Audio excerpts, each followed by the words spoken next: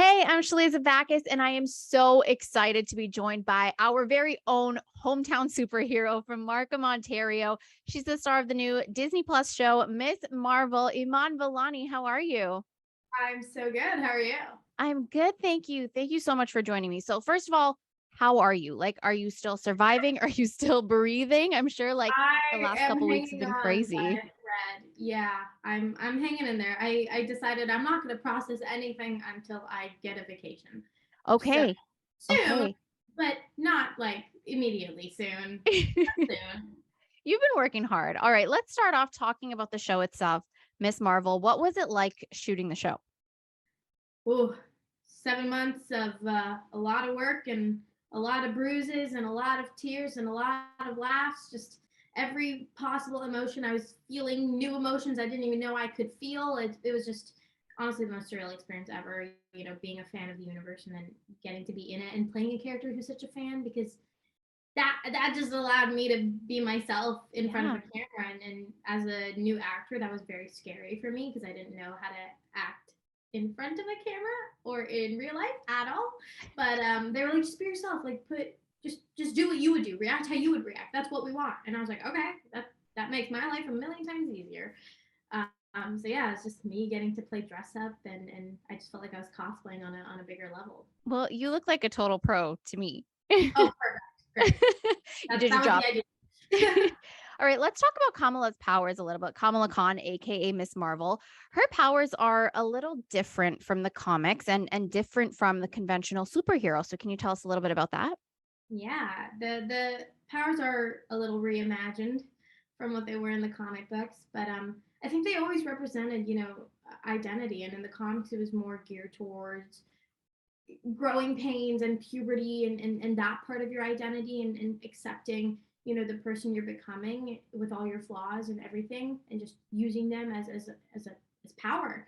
And in the show, we still wanted to keep, all of Kamala's self-esteem issues and just being insecure in general as any 16-year-old girl is, and we instead use the powers as still part of her identity but more about delving into her cultural identity and how culture and religion kind of play a part in her hero's journey, and how we can use that to motivate her and act as her moral code. And she just ends up learning a whole lot about her family and her ancestry and her culture through these powers. Yeah. And speaking to that, like I want to get a little bit more into the into the personal connections rather. Can you explain how you personally can connect to the character of Kamala Khan? In every way possible. I was 15 when I picked up my first Miss Marvel comic, and it was the 19th issue. It was called Mecca, and it was about Eid.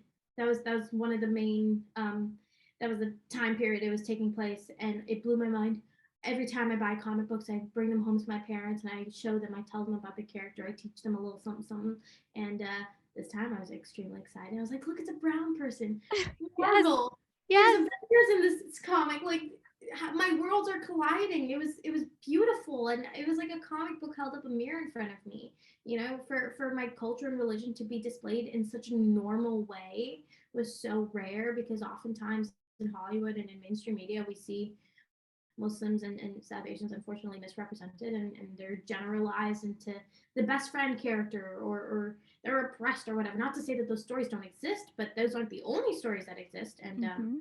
yeah, we really wanted to make Kamala as real of a character as possible and as relatable as possible, and that involved making her as specific as possible. Yes, and that actually brings me to my next point. I'm a girl from Markham too. We got that in common. Yeah, yeah. And, I grew up watching the same Disney Channel shows that everybody else did. You had Hannah Montana, Lizzie Yep. McGuire, Wizards of Waverly Place. And while they all have strong female characters, they don't necessarily look like we do. So I want to talk about representation and how amazing it is for me to see a brown girl, a Muslim girl, as the main character in a show like this. Yeah, it's crazy, and I like that you brought up, those old Disney Channel shows, because I grew up on that too, and I never thought there was anything wrong with it. I didn't think I needed representation because I didn't know something that was missing up Mhm. until me reading the Miss Marvel comics. So like 15 years go by and I finally see myself represented in a positive light in a medium that I look up to in these comic books. And So that was really, a big eye opening moment for me to see that there's space for people like me in this industry, and that you can take up space and you can have a voice. And it was just never taught to me growing up because all the shows I did watch were surrounded by white people. That's exactly it. And the culture also super different. And I love the way that the Pakistani culture is weaved into the show and into the storyline. And there's Mhm. so many times throughout the first two episodes. The first two episodes are now available to stream. And there was so many relatable moments. And, not just for me as like a brown Muslim, but I feel like for everyone with immigrant families whose parents didn't necessarily understand what they were going through as first generation kids. So and I remember there was one scene in the first episode where you're like, ugh, can't I just be a normal teenager? Yeah, that was like fully taken out of the comics too, and it's so true. And I think that scene really I related to heavily because anytime I wanted to go to a party in high school, I would have to like convince my parents a week in advance, and then Hmm. we'd have to like compromise on a time I'd come home, and they'd be like 11, and I'm like, no, the party starts at 11. Nobody leaves at 11, mom. Literally. And so it was just really easy for us to kind of bring ourselves into this world because it was so real and it was so relatable. And, I'm really glad that we can kind of humanize Muslims and South Asian people in such a, accessible franchise that is Marvel. And Yeah. it's honestly amazing. And I do want to mention like a specific little detail. The bracelet that Kamala comes across. It's her great grandmother's bangle, Aisha. Yeah. And this is what unlocks the power for her. But there was also a mention of Aisha bringing shame to the family with those powers. And that also I feel is super relatable because it's like, how many times have we heard, what will people think if you're different from the norm or you go against the tradition? So, like, what did you think about that?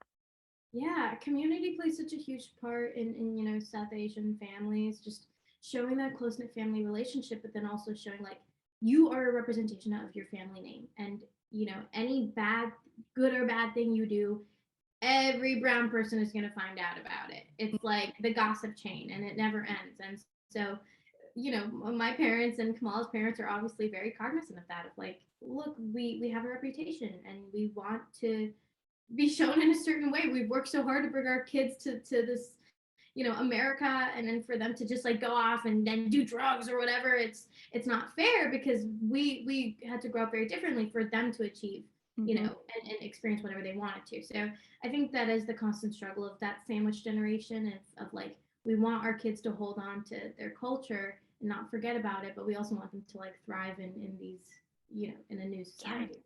And that's exactly it. I assume we're gonna see a lot more of that throughout the show and just maybe your parents' mindset maybe changing a little bit. And, without giving too much away, what can viewers expect for the rest of the season? Ooh, they can expect Kamala to find out a lot more about herself and about her family and how, her culture and her family history play a huge part in who she is. And I think she ends up marrying a lot of, what like the 50 million things that when combined make Kamala Kamala. And I think that's kind of the whole point of our shows to subvert labels and expectations because this is not the Muslim show. This is not the Pakistani show. Kamala is not just Muslim. She's not just Pakistani. It's like she's this amalgamation of so many different things that when combined make her who she is. And so yeah, we see her evolve and just become her own version of what a hero can look like and not some watered down version. Yes, I love that. I love that. Is there anything else you wanted to add, wanted to share with us about the show or about yourself? I think you have it covered, and people should stay tuned every Wednesday on Disney Plus. That's right. Miss Marvel is now streaming on Disney Plus. We've got new episodes airing every Wednesday. The first two are out. I've watched both of them. 10 out of 10. Highly recommend. Iman Vellani, thank you so much for joining me. Thank you. This was fun. Thank you.